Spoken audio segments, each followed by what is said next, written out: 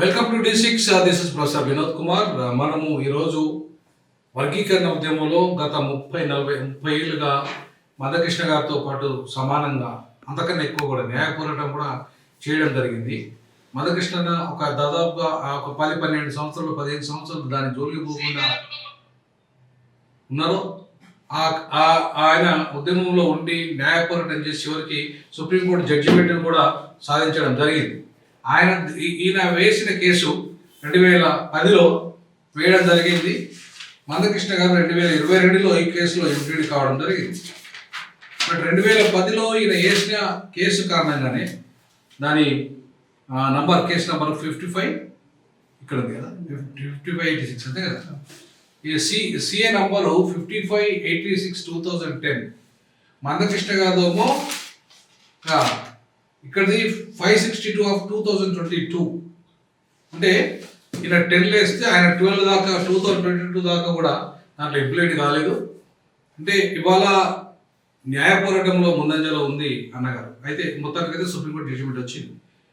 So ఇవాళ ప్రకాష్ అన్న గారిని ఇవాళ ఏపీ ముఖ్యమంత్రి గారు నేను చెప్పినట్టుగా 2004లో నేను చెప్పాను, ఆర్టికల్ 371D అనేది ఒకటి భారత రాజ్యాంగంలో రాష్ట్రపతి ఉత్తర్వుల ద్వారా వచ్చింది.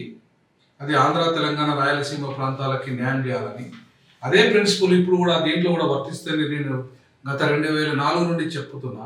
మరి ఇప్పుడు చంద్రబాబు నాయుడు గారు కూడా ఇవాళ జిల్లాల వారీగా వర్గీకరణ చేస్తాను. ప్రకాష్ అన్న, మరి మీ అభిప్రాయం ఏంది? అది కరెక్టే అంటారా? ఒక సుదీర్ఘమైనటువంటి పోరాటం చేస్తూ మాదిగలు ఎస్సీ వర్గీకరణ సుప్రీంకోర్టు ధర్మాసనం, రాజ్యాంగ ధర్మాసనం ఇచ్చిన తీర్పుకి ఒక అనిర్వచనీయమైనటువంటి ఆనందానికి గురవుతున్నారు. అయితే ఈ విషయంలో మరి రాష్ట్ర ప్రభుత్వాలు జనాభా దామాషా ప్రకారం జీవోలు ఇచ్చే విషయంకి వచ్చినప్పుడు, మరి ఉమ్మడి రాష్ట్రం ఉన్నప్పుడు ఒక విధంగా ఉండేది. జనాభా వేరు, జనాభా ఉమ్మడి రాష్ట్రంలో ఉన్నప్పుడు ఉన్న పరిస్థితులకి రాష్ట్రాలు విడిపోయిన తర్వాత తెలంగాణ, ఆంధ్రప్రదేశ్ రాష్ట్రాల్లో ఉన్న పరిస్థితులు వేరు.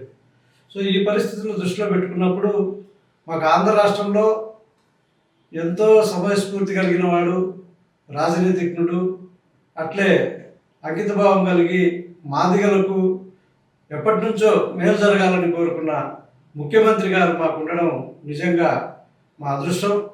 ఇప్పుడు ఈ ఎలక్షన్స్ ఆయనకు అఖండ మెజార్టీని మాదిగలు కూడా అందించేదానికి ప్రయత్నం చేశారు. ఎందుకంటే ఎస్సీ వర్గీకరణ సుప్రీంకోర్టులో ఉంది. సుప్రీంకోర్టు తీర్పు వస్తే ఇంప్లిమెంట్ చేయగలిగే శక్తివంతుడు మరి చంద్రబాబు నాయుడు గారి ప్రభుత్వమే అని చెప్పి మేము ప్రచారం చేసే విషయం కూడా ఆయనకు తెలుసు. మరి ఈ పరిస్థితుల్లో కమిషన్ వేశారు. అయితే కమిషన్ రిపోర్ట్కి ముందు చంద్రబాబు నాయుడు గారు ఏమన్నారంటే, జిల్లాలను యూనిట్గా చేసుకొని వర్గీకరణ చేయడానికి మా ప్రభుత్వం ప్రయత్నం చేస్తుందని చెప్పారు. దీని మీద కూడా చాలా వరకు మేము ఇంటలెక్చువల్స్తో డిస్కషన్ చేసిన తర్వాత ఆ డిస్కషన్లో భాగంగా మేము గాలి వినోద్ గారితో కూడా, ఎందుకంటే వారు లా ప్రొఫెసరు, అట్లే ఉస్మానియా డీన్గా కూడా పనిచేశారు. మరి ఆ పరిస్థితుల్లో వారి నుంచి కూడా మేము సలహా తీసుకున్నప్పుడు 371D దాని ప్రకారం చూస్తే మరి రాష్ట్రాలు ఎస్సీ వర్గీకరణను ఉపవర్గీకరణ చేసుకునేదానికి ఉపయోగపడుతుందని చెప్పి ఆయన చెప్పారు. సో దాని ప్రకారం చూస్తే నిజంగా జిల్లాలను యూనిట్గా తీసుకోవాలనుకున్నప్పుడు ఒక పద్ధతి, అట్లే రాష్ట్రాన్ని యూనిట్గా తీసుకోవాలనుకున్నప్పుడు ఒక పద్ధతిని మనం గమనించాల్సి ఉంటుంది. రాష్ట్రాన్ని యూనిట్గా తీసుకున్నప్పుడు ఏపీ పిఎస్సిలో ఎంప్లాయ్మెంట్ విషయంకి వచ్చినప్పుడు అది తక్కువ మంది, అంటే రాష్ట్ర వ్యాప్తంగా గ్రూప్ 1 ఆఫీసర్స్ ఒక 90 మంది లేకపోతే 100 మంది వరకు సెలెక్ట్ అయ్యే అవకాశం ఉంటుంది. దాంట్లో మా వాటా 15% ఉంటుంది. దాంట్లో మళ్ళీ మేము సబ్ క్లాసిఫికేషన్లో మేము వాటా తీసుకోవాల్సిన పరిస్థితులు ఉంటాయి. అయితే దానికి జోనల్గా తీసుకోవడము, అదేవిధంగా జిల్లా యూనిట్కి వచ్చినప్పుడు మాత్రం మిగిలిన ఎంప్లాయ్మెంట్ అంటే టీచర్స్ కానీ పోలీస్ వ్యవస్థలో కానీ ఇంకా ఇతరత్ర జిల్లాల స్థాయిలో జరుగుతాయి కాబట్టి జిల్లాల యూనిట్గా తీసుకుని ఇవ్వడం అనేది మంచిగానే ఉంటుందని చెప్పి మేము భావిస్తున్నాం. మరి చంద్రబాబు నాయుడు గారు దురదృష్టితో ఈ విషయం ముందే చెప్పినట్టున్నారు. మరి ఈరోజు కమిషన్ దృష్టికి కూడా మేము అదే తీసుకుపోతున్నాం. కమిషన్ ఆల్రెడీ తీసుకుపోయారు. రేపు కమిషన్ త్వరగా తన రిపోర్ట్ని మరి రాష్ట్ర ప్రభుత్వాలకు ఇచ్చే పరిస్థితి ఉంది. ఏప్రిల్ 14 లోపల అంబేద్కర్ జయంతి లోపల ఎస్సీ వర్గీకరణ జీవన ఆర్డినెన్స్ రూపంలో కానీ లేదంటే శాసనసభ తీర్మానం ద్వారా కానీ మాకు అందిస్తారనే ఆశతో ఉన్నాం. ఇదండి ఇవాళ చూస్తున్నారు కదా, ఇప్పుడు 371D ప్రకారంగా 2004లో నేను చెప్పినట్టుగా జిల్లాని యూనిట్ చేసుకొని ఇప్పుడు దీనిలో స్పష్టంగా చెప్పిండ్రు, ఏ స్టేట్ అయినా తెలంగాణ అయినా ఆంధ్రప్రదేశ్ అయినా equitable opportunities of in the public employment అన్నాడు. అట్లాగే in the matter of education అంటే ఈక్విటబుల్ ఆపర్చునిటీస్ ఉండాలంటే ఇప్పుడు వాళ్ళ డిమాండ్ కూడా అదే, దళితుల డిమాండ్, మా డిమాండ్ కూడా అదే. ఏంటంటే ఈక్విటబుల్, మేము ఎంతమందిమో మాకు అంత మాట. సో దాంట్లో జిల్లాను యూనిట్ చేసుకుంటేనే ఆ పరిస్థితి వస్తుంది. ఎందుకంటే ఫర్ ఎగ్జాంపుల్ మహబూబ్నగర్ జిల్లా మాదిగలు ఎక్కువ ఉంటాయి, ఆదిలాబాద్ జిల్లా తక్కువ ఉంటారు ఇక్కడ మా దగ్గర చూసుకున్నాం. సో కాబట్టి మాదిగలకి మహబూబ్నగర్లో ఇచ్చినంత ఆదిలాబాద్ చేయలేము.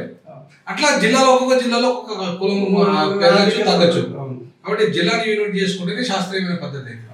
కాబట్టి ఆ దిశగా ఇవాళ బాబు అడుగులు వేయాలని, అట్లాగే ఇవాళ రేవంత్ రెడ్డి కూడా నేనైతే ఏకసభ్య కమిషన్ కదా ఇచ్చినన్నా, జిల్లాని యూనిట్ చేసుకొని 371D ప్రకారం చేస్తే ఈవెన్ సుప్రీంకోర్టు జడ్జిమెంట్తో కూడా పనిలేదు. అప్పుడు ఈ జడ్జిమెంట్ దీని క్యాలిక్యులేషన్తో పనిలేదు. కాబట్టి దీని స్ఫూర్తికి విరుద్ధం చేయకుండా ఈ స్ఫూర్తి ఏదైతే ఇచ్చిందో పేదలకు, అత్యంత పేదలకు మొదటి ప్రయారిటీ అని చెప్పి న్యాయం జరగాలని చెప్పేసి ఆ స్ఫూర్తిని తీసుకుంటూనే దీని ప్రకారంగా చేయగలిగితే మనకి సుప్రీంకోర్టు జడ్జిమెంట్తో పని లేదు. అట్లాగే ఇది 73 నుండి అమలు అవుతుంది కాబట్టి ఏ కోర్టు పోయినా మళ్ళీ ఎవరు పోయినా చెల్లదు. కాబట్టి న్యాయపరంగా చిక్కులు రావు. కాబట్టి 371D ప్రకారంగా జిల్లాని యూనిట్ చేసుకొని ఇవాళ చంద్రబాబు నాయుడు గారు చేయాలనేది అన్న అభిప్రాయపడుతున్నాడు. అట్లాగే తెలంగాణలో కూడా నేను కూడా అదే అభిప్రాయంతో మొదటి నుండి ఉన్నాను. కాబట్టి ఖచ్చితంగా ఆ దిశగా న్యాయంగా ధర్మంగా ఎవరి వాటా రావాలో వాళ్ళకు వచ్చే విధంగా ఈ 2 రాష్ట్రాలు కృషి చేయాల్సిందిగా మేము కోరుకుంటున్నా ఉన్నా. ఖచ్చితంగా ఆ దిశగా ఈ 2 రాష్ట్ర ముఖ్యమంత్రులు ఆలోచించాలని ముఖ్యమంత్రులకు విజ్ఞప్తి చేస్తా ఉన్నాం. సరే, జై భీమ్ అన్న, thank you very much for your valuable time.